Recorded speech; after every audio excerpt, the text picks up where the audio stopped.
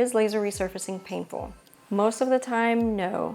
For my patients that I do full CO2 resurfacing, where we take 100% of the skin to have that really nice, smooth, even skin texture, this is not a painful process. If you do fractionated CO2 or YAG laser, sometimes it can be more stingy.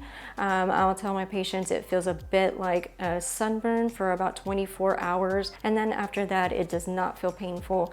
Most of my patients do not need to take pain medications. It feels just more stingy in the beginning. This can feel cold when the air hits it, and so when you say avoid things like the fans, and we will have you keep ointment on your skin to keep it from being painful. What are the cons of laser resurfacing? The cons of laser resurfacing are more the list of risks, I would say, for this procedure. The cons would be if you don't want to have much downtime.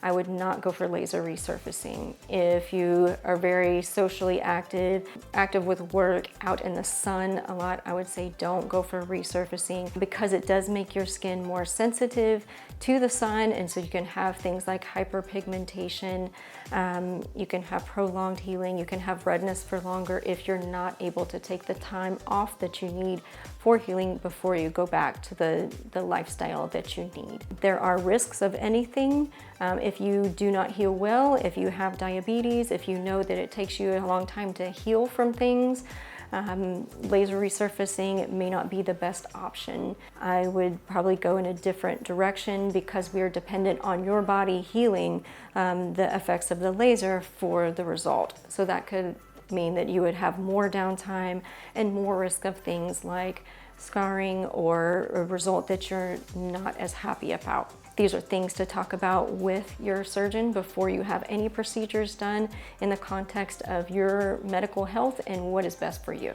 How long does it take to heal from laser resurfacing? This depends on exactly what is done. There's different kinds of lasers. There's non-ablative lasers. Usually with these, the downtime is a day up to 5 to 7 days, depending on the laser that is used.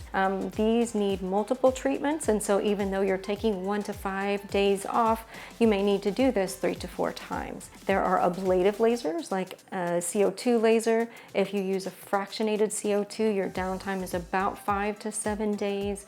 If it's a fully ablative laser, this is your 10 to 14 days of downtime. So lots of different options and different time periods to heal. The ablative lasers that take longer to heal, you only have to do this once, and this isn't something that you have to keep doing on a regular basis. Which is better, a chemical peel or laser resurfacing? These are just 2 different ways to get to the same endpoint. Some people prefer chemical peels because that is what they're comfortable with, that's what they're used to using, that's how they can get that really good result for you. Some people prefer laser resurfacing. Personally, I'm a laser resurfacing person.